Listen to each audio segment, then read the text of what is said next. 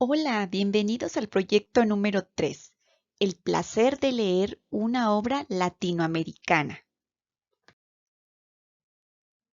Práctica social del lenguaje, lectura de narraciones de diversos subgéneros, tipo de texto, narrativo, ámbito, literatura. Propósito, promover la lectura de novelas literarias o cuentos a través de relatos o narraciones. Aprendizaje esperado. Selecciona, lee y comparte cuentos o novelas de la narrativa latinoamericana. Producto final. Texto crítico de una obra leída. Actividad 1. Conocimientos previos. Estas son las 4 preguntas de los conocimientos previos. Ya sabes que no hay error en la respuesta, ya que es lo poco o mucho que sabes acerca del tema. Tema 1. Diferencias entre cuento y novela. En este tema vamos a analizar los elementos más notorios de las diferencias entre cuento y novela.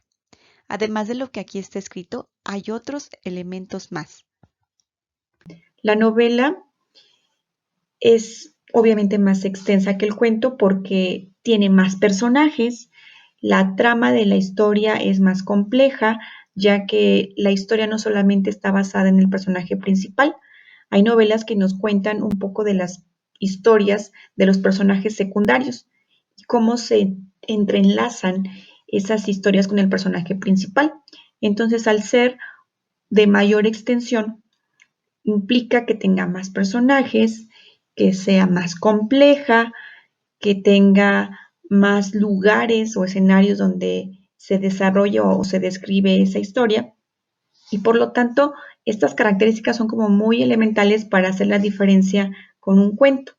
Un cuento es mucho más corto, es muy breve, la historia está basada únicamente en el personaje principal y son menos personajes en general. Entonces, sí hay diferencias muy marcadas entre el cuento y la novela. Además de ello, la novela generalmente tiene capítulos. Está dividida la historia por diferentes secciones y el cuento no. El cuento no tiene capítulos. Entonces hay muchas diferencias que sí puedes notarlo tú cuando lees un libro y te das cuenta que ese libro contiene varios cuentos y no es una novela con varios capítulos. Entonces es muy importante que sepas esa diferencia porque a veces suelen confundirlo. Si aún así tuvieras alguna duda, te invito a que investigues en otras fuentes. Está tu libro de texto, por ejemplo, y ahí puedes encontrar también algunos datos importantes para hacer la siguiente actividad. Actividad 2. Cuadro comparativo. Para enriquecer un poco más el tema anterior, vamos a poner en práctica lo aprendido.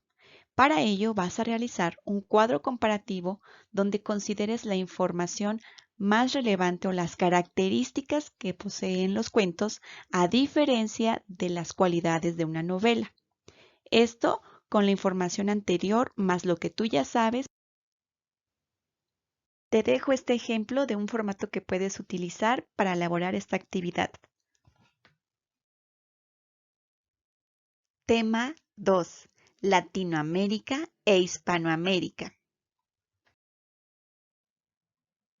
Este tema es importante ya que las obras que podrás elegir para trabajar en este proyecto deben ser de cuentos o novelas de autores latinoamericanos. Por ello vamos a señalar las diferencias de estos términos que suelen confundirse. Latinoamérica corresponden a países que hablan principalmente lenguas derivadas del latín en el continente americano. Por ejemplo, el español, el portugués en Brasil y el francés en la Guyana Francesa y algunas islas del Caribe. Mientras que Hispanoamérica son países americanos que tienen como lengua oficial el español. Se conforman de 20 países, aproximadamente 400 millones de habitantes.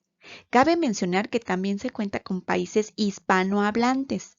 La diferencia es que en este último se integran países como España, el cual pertenece al continente europeo, así como Guinea Ecuatorial, que pertenece al continente africano.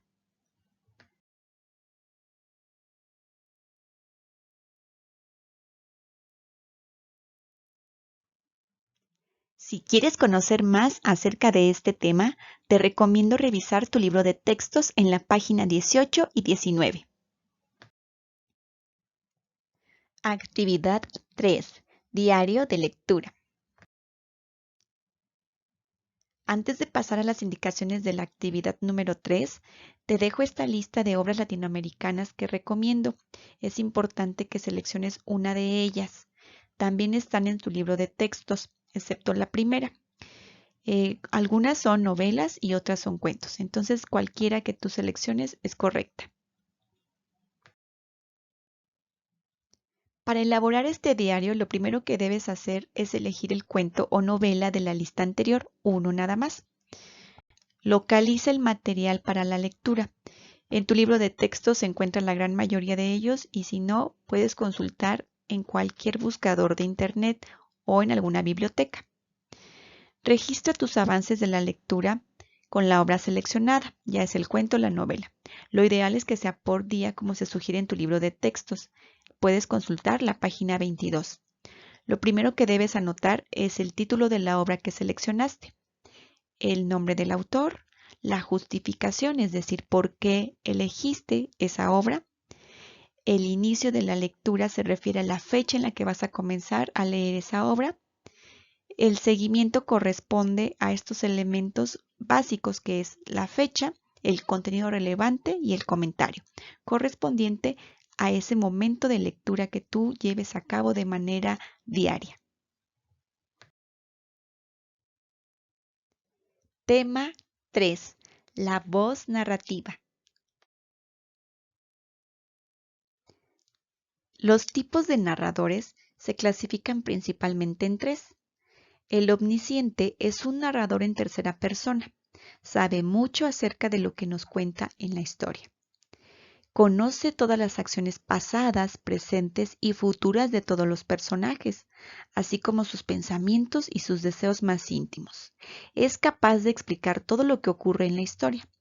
Permite una profundidad de conocimiento de los personajes que otros narradores no permiten. Algunos autores asocian al narrador omnisciente con el mismo tipo de narrador en tercera persona.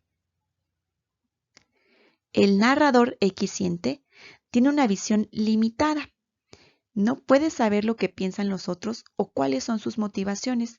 Solo puede explicar objetivamente lo que le sucede al personaje al que sigue. En ocasiones sabe lo mismo que el personaje principal, ya que muchas veces él es parte de la historia. Es decir, el narrador puede ser un personaje de la historia, por lo que algunos autores expresan que el narrador equisciente es el mismo que el narrador en primera persona. Finalmente, el narrador deficiente sabe menos en la historia, por lo que puede contar muy poco o tener poca intervención, lo que genera mayor participación de los personajes, habiendo diálogo entre ellos. Muestra al lector una escena determinada, sin emitir opinión. Al conocer menos aspectos de la trama, en comparación con las vivencias del protagonista, le puede considerar un narrador testigo e incluso asociarlo con un narrador en segunda persona. Tema 4. Tipos de personajes. Recordemos que los personajes son creados para habitar el mundo posible de la obra. En muchas ocasiones están inspirados en los seres que encontramos en el mundo real, aunque también son representados en seres irreales. Encontramos principalmente tres tipos de personajes. Principales. Son los personajes más importantes del relato, en torno a los cuales gira la historia y a los que más acompañamos a lo largo de ella.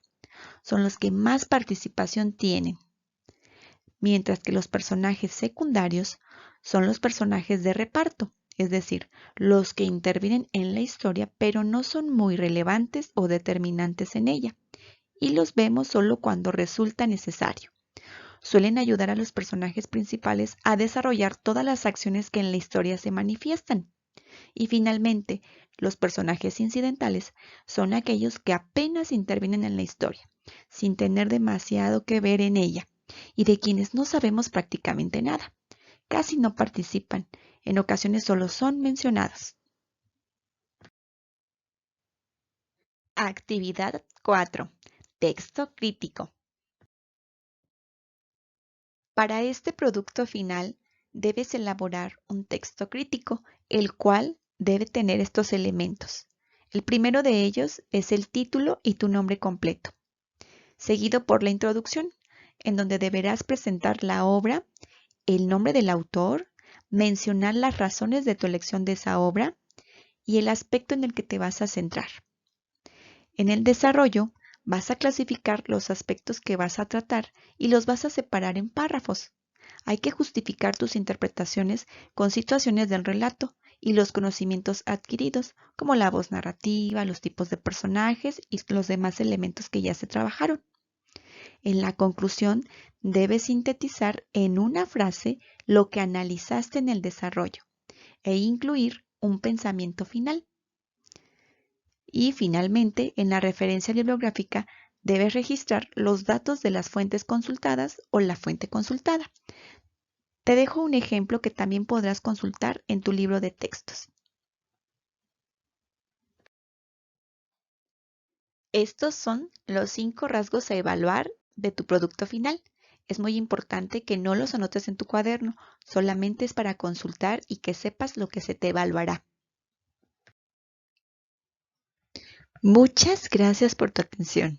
Hasta la próxima.